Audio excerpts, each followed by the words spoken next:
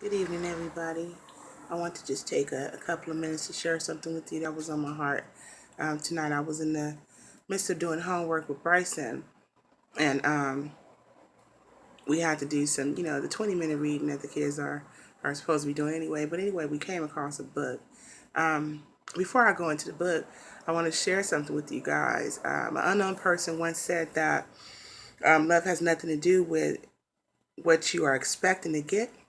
It's basically it's what you're expecting to give, which is everything. That's deep. We went on to read this book by Shel Silverstein, and I know many of you have read this book. You may have read it when you were younger, or even to your kids today. But the book is called The Giving Tree.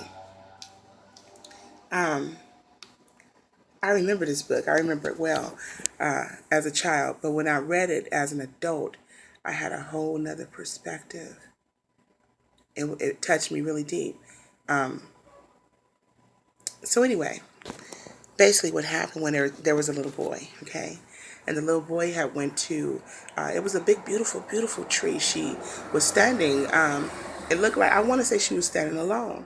The boy was attracted to the tree because she was beautiful. She was broad, big, and evidently she had some fruits, some beautiful things to bear, and he went to her. And the tree, the book describes, said the tree had loved him so much. And the tree began to ask the boy, what can I do for you, because I love you. And the boy said, she offered him some fruit. And he began to say, I don't need that. I need some money, basically. He told her from the beginning, I don't need none of that. I need that. And so she said, okay, well, pull my fruit off, take my fruit and go into the town and sell the apples and make your money. And so he climbed up her and he took some fruit, and it said that he left and he stayed gone. Amazing. See, I can go so many places with this story, but I'm gonna finish telling y'all for the ones that don't know about it and the ones that have read the story. I may have been maybe going in and out with it, but just work with me, okay? So anyway, he come back many years later, and at the first time he was probably about about 10. I'm gonna give him 10, but the next time he come back, he's a grown man, maybe in his 30s or so. And so at this time when he come back, he come to the tree, and the tree had missed him. She was so excited to see him. And she said, hey, how are you? And he said, I'm all good. He said, but I need a home. He said, I need a wife, I need kids, I need some things. She said, okay, because she loved him. She said, take my branches and go and build you a house. And she gave him what she had, and he took her branches, and he went and built him a house, and he stayed gone. All right, so the story goes on and says that he came back many, many, many years later. But this time when he come back, he probably was in his 50s, maybe 60s, I don't know, but an older man. And said that when he come back this time, again, she missed him and she loved him, and she began to, hey, where you been? I missed you. I loved you. And she began to talk to him, and he began to complain once again and get to telling her all the things that he needs. And she said, well, she said, I love you. Cut me down. Because he told her he wanted a boat.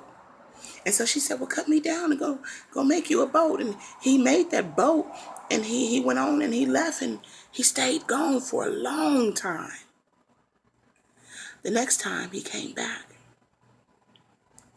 he was old. He was tired. And he came, and she was still happy to see him.